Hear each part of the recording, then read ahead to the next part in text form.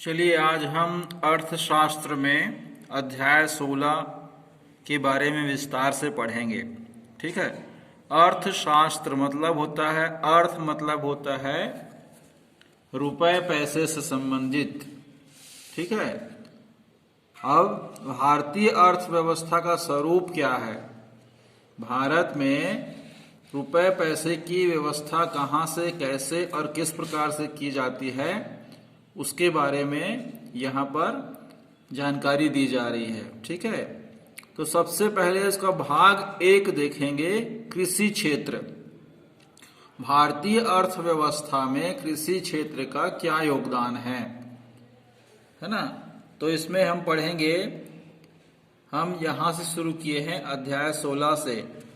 ठीक है। 15 पाठ को हमने छोड़ा है, कोरोना की वजह से कुछ विषय कम हुआ है। ठीक है। तो पिछले अध्याय में हमने देखा कि अर्थव्यवस्था को समझने के लिए 3 क्षेत्र में बांटा गया है। अर्थव्यवस्था को समझने के लिए 3 क्षेत्रों में उसे विभाजित किया गया है। कृषि एवं संबंधित क्षेत्र, पहला जो क्षेत्र है वो कृषि एवं उससे संबंधित क्षेत्र है। दूसरा जो क्षेत्र है वो है उद्योग का क्षेत्र। ठीक है, उद्योग कारखाने का क्षेत्र। और तीसरा क्षेत्र है सेवा का। ठीक है। तो इसके बारे में आप पढ़ लेंगे, कृषि, उद्योग और सेवा क्षेत्र पिछले अध्याय में किस प्रकार से था। इसी वर्गीकरण के आधार पे, मतलब इसे जिस आधार पे बांटा गया है उसी आधार पे हम पिछले 60 वर्षों में भारत की अर्थव्यवस्था में आए परिवर्तन को समझ सकते हैं। देखा गया है कि अर्थव्यवस्था के विकास की प्रारंभिक अवस्था में कृषि और उससे संबंधित क्षेत्र सबसे महत्वपूर्ण रहे हैं।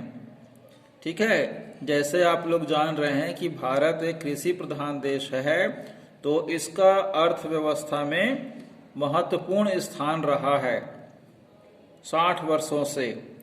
कृषि के क्षेत्र में उत्पादन और उस पर लगाए गए लगान अथवा टैक्स के कारण राजाओं एवं सामंतों के पास स्थायी सेना संभव हो पाई। ठीक है।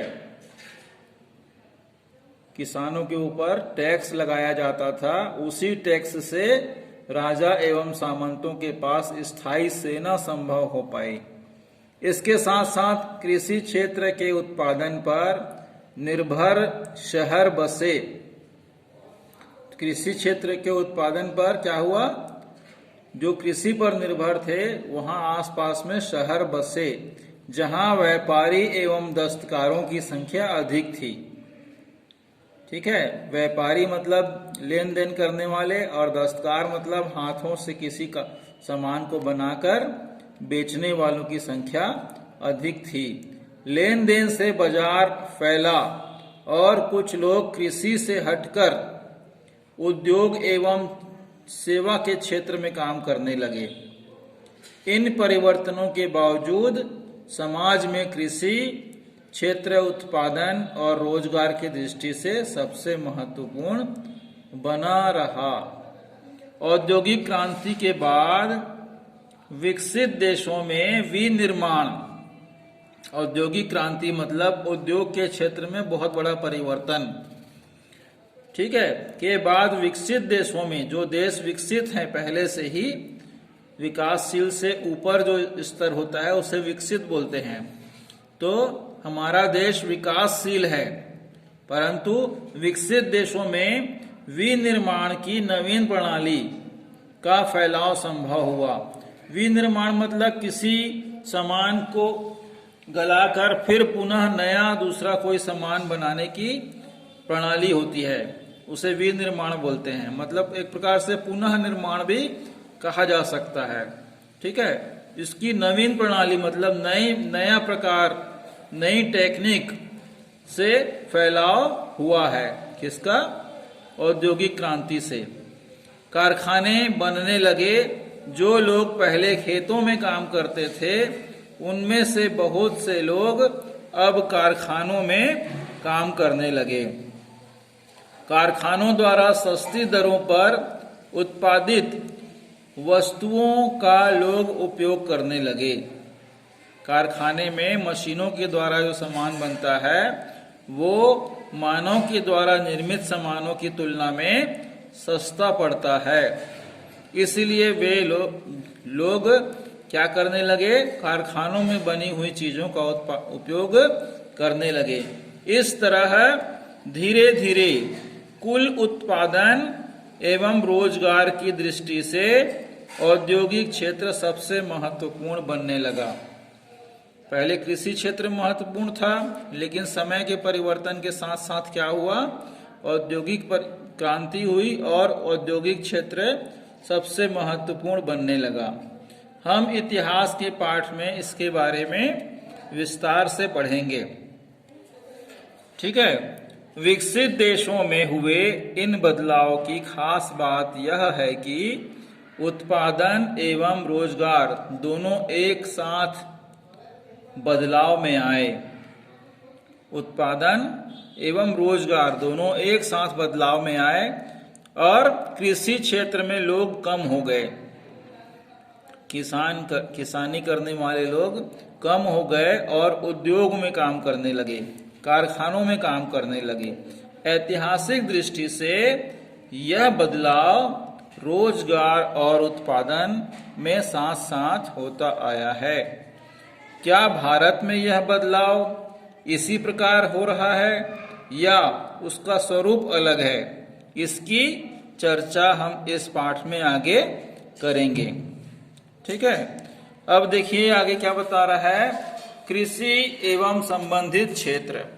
कृषि के साथ साथ और कौन सा क्षेत्र है जो कृषि से ही संबंध रखता है। ठीक है। भारत एक विकासशील देश है जहां की आधी से अधिक आबादी आज भी कृषि पर निर्भर है। ठीक है, लाइन याद रखिएगा, आज भी कृषि क्षेत्र पर निर्भर है। ठीक। स्वतंत्रता के समय देश में 72% लोग, कितने, 72% लोग कृषि क्षेत्र में रोजगार प्राप्त कर रहे थे। कब? 1947 के आसपास। ठीक है। उस समय सकल घरेलू उत्पाद में कृषि क्षेत्र का योगदान 55% था। ठीक है। सकल घरेलू उत्पाद को हम एक प्रकार से बोल देते हैं जीडीपी। ठीक है। उसके बारे में हम आपको आगे बताएंगे। और उसका योगदान कितना था देश में? 55%। 60 साल बाद आज भी देश के अधिकांश ग्रामीण परिवार कृषि में ही रोजगार का मुख्य साधन मानते हैं। अब कृषि एवं उससे संबंधित क्षेत्र जैसे दुग्ध उत्पादन, मछली पालन एवं वनों उपज अर्थात वन से होने वाली उपज भारतीय अर्थव्यवस्था में 53% लोगों को रोजगार प्रदान करता है। कृषि एवं उससे संबंधित क्षेत्र जैसे दूध का उत्पादन, गायों को पाल के वहीं खेतों के आसपास, है ना, मछली पालन, खेतों के आसपास गहरा गड्ढा करके उसमें मछली पालन कर लेना, वनों उपज अर्थात फल फूल के पौधे पेड़ लगाकर वनों से जो उपज प्राप्त होती है जैसे फल वगैरह इत्यादि का भारतीय अर्थव्यवस्था में कितना प्रतिशत योगदान है? 53% लोगों का रोजगार प्रदान करता है। किंतु आज यह क्षेत्र सकल घरेलू उत्पाद का केवल 15% हिस्सा प्रदान कर रहा है। जैसे जैसे परिवर्तन होता गया, लोग कृषि से विमुख होकर, कृषि से अलग होकर कहाँ जाने लगे? उद्योगों में और फिर धीरे धीरे सेवा के क्षेत्र में। तो यह क्षेत्र घटकर कितना हो गया? 15% हिस्सा ही दे रहा है। किसका? सकल घरेलू उत्पाद का।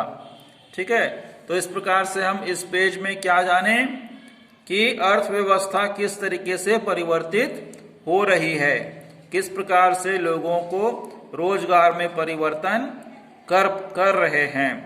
ठीक है, तो इस प्रकार से हम आज अर्थशास्त्र का पहले पेज के बारे में अध्यापन किए हैं।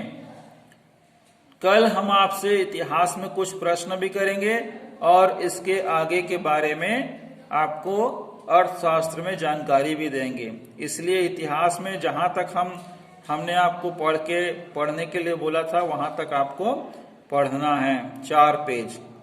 ठीक है, चलिए आज के लिए इतना ही काफी है।